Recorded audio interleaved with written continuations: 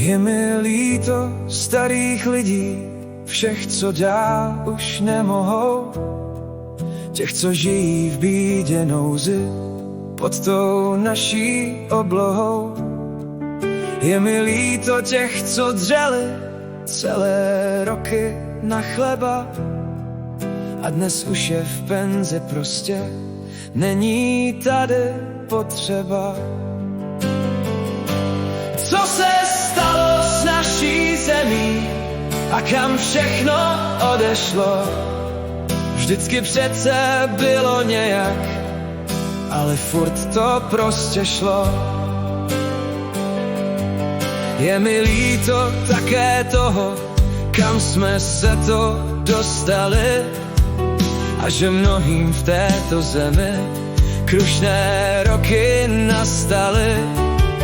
Je mi líto prostě toho, že dnes není na mouku a jen někdo dnes se směje těm králíkům z klobouku.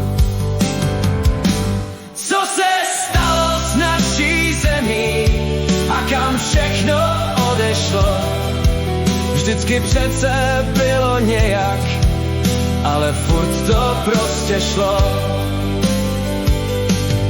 Je mi líto prostých lidí, dětí, matek, mládeže, že dnes prostě pro přežití rozmohly se krádeže. Je mi líto našich duší, které nikam nepatří, ale také těch, co štěstí, co budou žít, nespatří. Co se stalo s naší zemí a kam všechno odešlo? Vždycky přece bylo nějak, ale furt to prostě šlo.